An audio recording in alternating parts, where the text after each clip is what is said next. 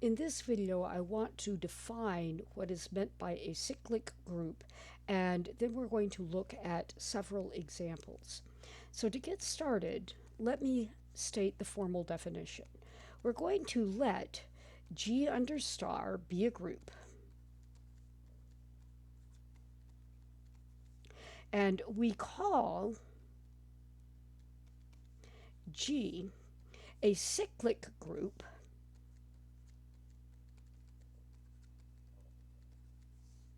if and only if there is a little g inside capital G such that the cyclic subgroup generated by little g is the entire group capital G. And we call little g a generator for the group G. So for the group capital G. And now what I want to do is I want to simply look at some familiar groups and figure out whether or not they are cyclic groups. And if they are cyclic, find what their obvious generator is. So let's look at our first example. And I'm going to state this as a question. Is U5 under its times cyclic? Now, the way to solve this question is we first of all have to remember that U5 is the set of units modulo 5, so it contains 1, 2, 3, and 4, because 1, 2, 3, and 4 are all relatively prime to 5, and the times is done modulo 5. And I'm going to basically just establish that as my assumption for all of the calculations on this particular page. So to figure out whether or not this is cyclic, I'm simply going to look at each and every one of the cyclic subgroups inside this particular group and see if any of them are the entire group. Well, we'll start with the cyclic subgroup generated by 1. That's not very interesting. It just contains 1, since 1 to the 1 is equal to 1. And I know that I have found all of the elements of a cyclic subgroup when I have a power of the element that comes back to the multiplicative identity for the group. Well, let's look at the cyclic subgroup generated by 2, since 1 was not big enough. Well, I'm going to kind of come over here and do my scratch work over here. 2 to the 1 is equal to 2, so I know that 2 is part of this cyclic subgroup. 2 squared is 4, so 4 is part of that cyclic subgroup. 2 cubed is equal to 8, but we're dealing with things mod 5, so that is 3, so 3 is inside that cyclic subgroup. 2 to the 4th is 2 times 2 cubed, which is 2 times 3. That is 6, and 6 is congruent to 1, and so that means that the cyclic subgroup generated by 2 is the entire group, because 1, 2, 3, and 4 are all in this cyclic subgroup, and that is the entire group of units modulo 5. And once I have that, I can say that this particular group, the group of units modulo 5, is cyclic. And a generator for this particular group is the element 2 inside this particular group. So that's the end of our first example. Let's look at a second example. This one, I'm going to ask the question, is U of 8 under its times cyclic? Now, what I want to do is I want to remember what U of 8 is.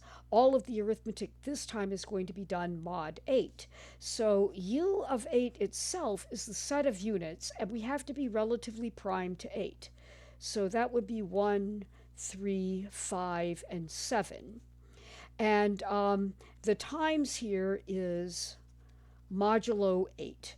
And again, I'm not going to deal with the full formal mod 8 notation, we will just abuse ordinary equal signs um, and treat things as being equal mod 8.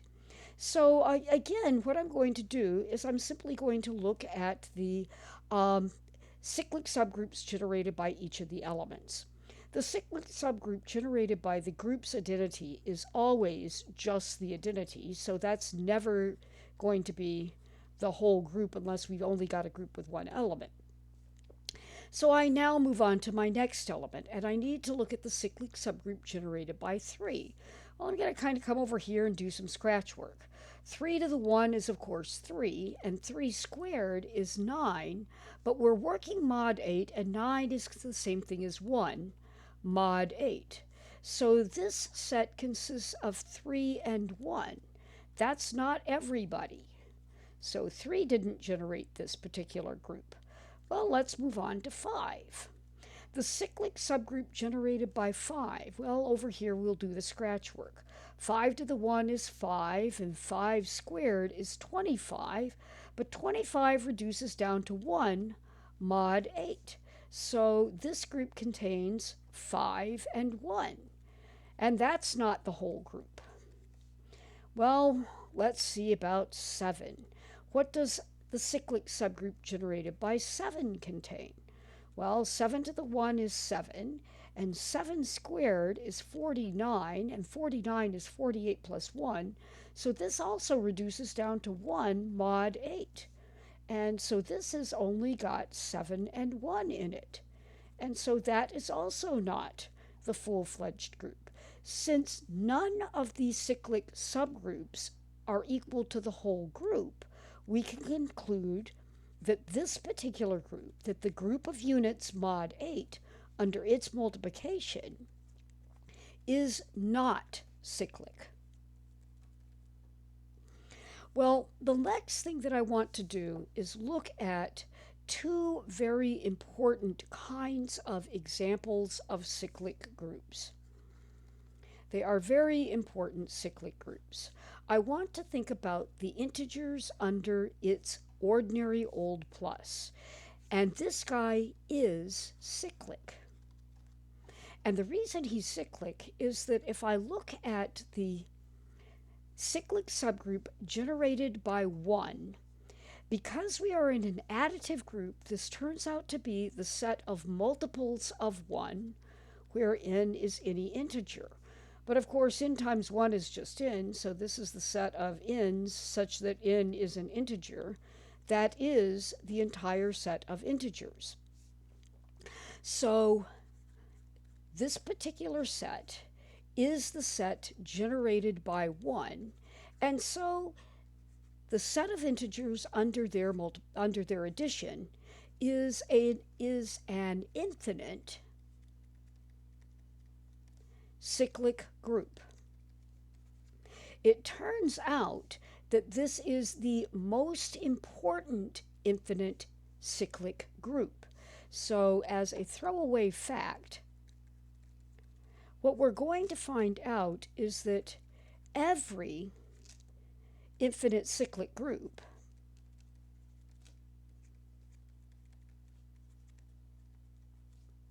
is just like z under its plus. It's just a matter of figuring out what just like means. As our last example, I want to think about this group. I want to think about zn under its plus. And this group is also cyclic. And the way I can do this is I can think about the cyclic subgroup generated by 1. Now this is all of the multiples of 1 when I am thinking about doing stuff mod n. And if you think about it, 1 times 1 is equal to 1, 2 times 1 is equal to 2, 3 times 1 is equal to 3, k times 1 is equal to k, and we keep going and we get to n, and n times 1 is equal to n, but that is equal to 0 mod n. And so looking at this scratch work, this particular cyclic subgroup of Zn turns out to be 1, 2, all the way up to n minus 1, and then followed by a 0. In other words, it is the entire set of Zn. And so Zn is a cyclic group. Zn under its plus is a cyclic group with n elements. And it turns out that in a meaningful sense, every cyclic group with n elements is, quote, just like